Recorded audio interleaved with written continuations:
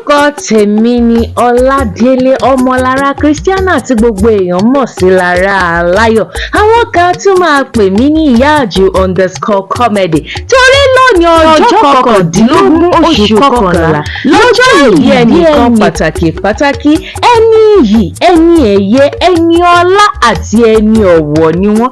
Ǹjẹ́ ta ni à ń perí bí kò ṣe Olusho Taiwo Ajibade àti omidan Kehinde Ajibade. Wíníwíní lójú orogún. Èjìwọ̀rọ̀ lójú ìyá tó bí ìlọ́mọ èjìrí ará ìsokùn ẹ̀dùn jọ bí ọmọ ẹ̀dùn tí ń ṣeré orí igi. Ọbẹ̀ kẹsẹ̀ bẹ́ẹ̀ kàsà ó fẹsẹ̀ méjèèjì bẹ́ sílé alákìísà ó ṣalákìísà donígbà aṣọ. Gbajúmọ̀ ọmọ tí gbàkúnlẹ̀ lọ́wọ́ ọ̀yà tí sì gbàdọ̀ balẹ̀ lọ́wọ́ bàbá tó bí lọ́mọ. Ìbùkún ni fún obìnrin náà tí ẹ ti ara rẹ̀ jáde. Olusho Taiwo àti Kehinde Ajibade èjìrí ọ̀kí ọmọ ẹ̀dùn tí ṣeré orí igi. Òṣónù lẹ́bíjì láíláí onínúure mọ̀ ìyá tó bí yín lọ́mọ. Ìyá àfi títí lọ́pẹ́ ló rán mi wá o.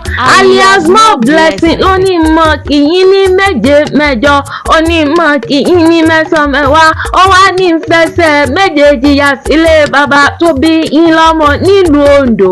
Ondo ẹ̀gí ọmọ Àwórìn túrìnrọ èjì nìyí ará yìí lágbẹ̀dẹ Ondo ọmọ arẹ́yìn dájọ́ ògùn bẹ́bá lẹ́yìn òní dáadáa mọ́ dáadáa ni wọ́n sì máa pè yín. Ondo mẹ́ta ìlà mẹ́ta ni Ondo mẹ́fà ìlà mẹ́fà ni Ondo ẹ̀gí ọmọ ẹ̀kí mọ̀ọ́gùn èjì nìyí ará yìí lágbẹ̀dẹ yín lọ́mọ Àwórìn túrìnrọ. Olusho Taiwo àti Kehinde Ajibade ti Nazareth Parish àṣeyí ṣàmọ́dún àṣeyí ṣàmọ́dún kájọ ṣe mí sí ṣàmọ́dún.